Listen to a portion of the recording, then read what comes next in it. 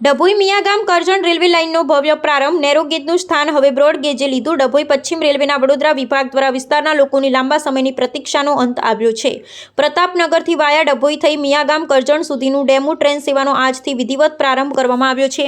ભવ્ય લોકાર્પણ સમારોહના ઐતિહાસિક ક્ષણના સાક્ષી બનવા માટે ડભોઈના ધારાસભ્ય શૈલેષ મહેતા, વડોદરા વિભાગના ડીઆરએમ રાજુ ભડકે સહિતના ઉચ્ચ રેલવે અધિકારીઓ અને સ્થાનિક અગ્રણીઓ ઉપસ્થિત રહ્યા હતા.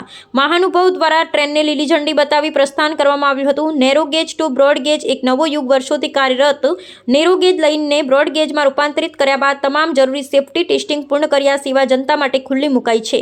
રૂટની વિગત: આ ટ્રેન પ્રતાપનગરથી ઉપડી ડભોઈ થઈ મિયાગામ કરજણ પહોંચશે. મુખ્ય સ્ટોપેજ મુસાફરોને નડા, બારીપુરા, મંડાળા અને સુપ્રસિદ્ધ કાયાવરોહણ તીર્થ જેવા મહત્વના સ્ટેશનો પર સ્ટોપેજ મળશે. લાભાર્થીઓ: આ ટ્રેન શરૂ થવાથી નોકરિયાત વર્ગ, વેપારીઓ અને અભ્યાસ અર્થે જતા વિદ્યાર્થીઓ માટે મુસાફરી વધુ સરળ અને સસ્તી બનશે. ડભોઈ રેલવે સ્ટેશનનો થશે કાયાપલટ.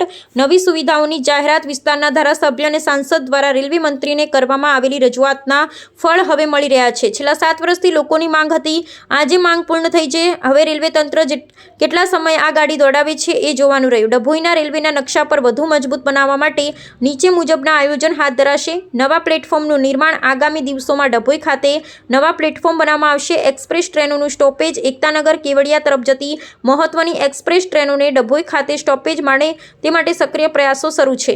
સીધું બુકિંગ: ભવિષ્યમાં ડભોઈથી જ મુંબઈ અને દિલ્હી જવા માટે જેવા મોટા શહેરો માટે સીધું બુકિંગ અને ટ્રેન સેવાનો લાભ મળે તેવી વ્યવસ્થા ઊભી કરવામાં આવશે. આ ટ્રેન સેવા શરૂ થતાં સમગ્ર પંથકમાં ખુશીનો માહોલ જોવા મળી રહ્યો છે. વર્ષો જૂની કનેક્ટિવિટી ફરી જીવંત થતાં સ્થાનિક વેપાર રોજગારને પણ મોટું પ્રોત્સાહન મળશે. नमस्कार।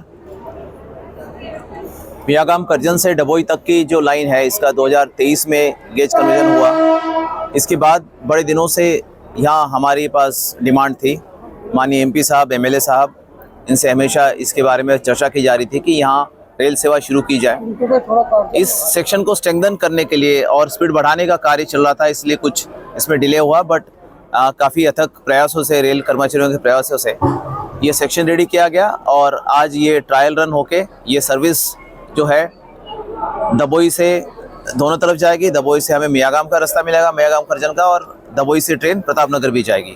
तो ये तीनों जगह के जो कर्मचारी है, विद्यार्थी है, उनके लिए एक्सेस बन पाएगा और ये सर्विस रेगुलर होगी। और इसके बाद जब हमारी गाड़ियाँ इंदौर तक पहुँच जाएगी, धार से इंदौर जो है अगले 2 साल में इसका टारगेट है। फिर मेन गाड़ियाँ भी, मेन लाइन की गाड़ियाँ इंदौर से सीधा मुंबई जाने के लिए डभोई से जाएगी और डभोई बहुत ही इंपॉर्टेंट स्टेशन हो जाएगा। साथ ही माननीय एमपी साहब और एमएलए साहब जो एक डिमांड हमेशा कर रहे थे और वो बहुत महत्वपूर्ण भी कि डभोई से जो ट्रेनें आ रही है एकता नगर से, और डभोई में उनको रुकने का प्लेटफॉर्म मिले और गाड़ियाँ रुके और लोगों को टिकट मिले। उस डिमांड को माननीय मंत्री जी ने दिशा निर्देश दिया था। उस हिसाब से जीएम साहब ने आदेश पर अभी हमारा कंस्ट्रक्शन विभाग 2 नए प्लेटफॉर्म इस स्टेशन के लिए बनाएंगे, जिसपे फिर सारी गाड़ियाँ रुक पाएंगी। ये वर्क सैंक्शन हो गया है और ये कार्य बहुत ही जल्दी शुरू होगा। यहाँ से जो छोटा उदयपुर से ट्रेन आती है जी, बड़ौदा रेलवे स्टेशन तक जाती नहीं जी। वो ऐसा है कि बड़ौदा स्टेशन बहुत ही कंजेस्टेड है आज के डेट में, इसलिए बड़ौदा में प्रतापनगर और विश्वामित्री और छायापुरी ये पैरेलल स्टेशन हो रहे, साथ ही बाजवा डेवलप होगा। तो ये ट्रैफिक डिस्ट्रीब्यूशन हम प्लान कर लेंगे। कुछ गाड़ियाँ जो ज़रूरी है वो एक आध गाड़ी जो ज़रूर आगे तक जाएगी, बट जिस हिसाब से हमारा बड़ौदा म्यूनिसिपल कॉर्पोरेशन से डिस्कशन हुआ है, ये सारे स्टेशन का कनेक्शन बसेस से होगा ताकि लोग एक स्टेशन दूसरे यात्री स्टेशन भी जा पाएंगे।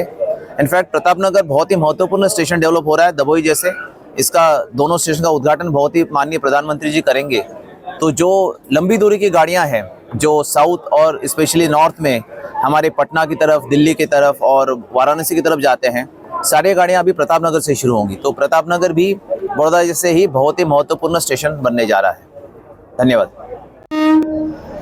एक तबक्के जे नेरोगेज माटेનું એશિયાની સૌથી મોટું સેન્ટર કહેવાતું હતું એવું ડભોઈ કે 1816માં માનનીય મહારાજા સયાજીરાવ ગાયકવાડ તરફથી એની શરૂઆત કરવામાં આવી હતી ટ્રેનોની।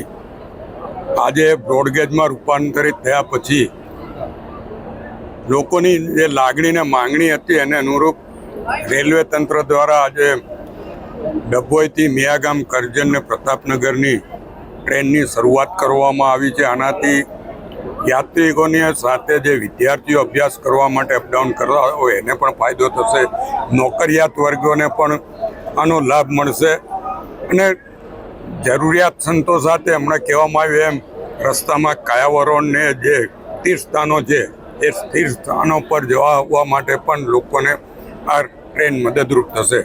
એટલે હું આ વિસ્તારના તમામને અભિનંદન આપું છું, શુભેચ્છા પાઠવું છું. સાથે સાથે જ ઘણા જ વખતથી અહીંયાના લોકોની જે લાગણીને માંગણી છે કે ભાઈ અહીંયા જે ટ્રેનો જાય છે એનું બુકિંગ અહીંયાથી કરવામાં આવે ને એની ટિકિટો અહીંયાથી મળે કે બોમ્બે ખાસ કરીને મુંબઈ જવા આવવા માટે જે પરિસ્થિતિ છે આ બાબતની ચર્ચાઓ રેલવે મંત્રી શ્રી અશ્વિની કુમારજી જોડે થયેલી હતી. આપણા સાંસદ શ્રી જસુભાઈ રાઠવાએ પણ આની રજૂઆત કરી હતી. અમારી મિટિંગમાં પણ અમે આ બાબતમાં ચર્ચા કરી હતી ને એમના તરફથી જે પોઝિટિવ રિપ્લાય મળ્યો હતો તે વખતે એમણે સૂચના આપી હતી. આજે DRM સાહેબે પણ માઇક પર એ સ્વીકાર્યું છે અને ટૂંક સમયમાં ડભોઈથી જે ટ્રેનો જાય છે એ લોકો માટે અહીંયાથી બુકિંગ થાય, એમની ટિકિટો મળે ને એમને ઉતરવાનું ને જવાનો પણ અહીંયાથી લાભ મળે એ વ્યવસ્થા થઈ જશે એવી ખાતરી આપી છે. એ બદલ પણ રેલવે તંત્રને પણ અભિનંદન આપું છું અને આપણા આ વિસ્તારના લોકોની જે લાગણીને માંગણી સ્વીકારવા બદલ રેલવે મંત્રી અશ્વિની કુમાર વૈષ્ણવજી અને આપણા સાંસદ જસુભાઈ રાઠવાને પણ આભાર સાથે અભિનંદન આપું છું.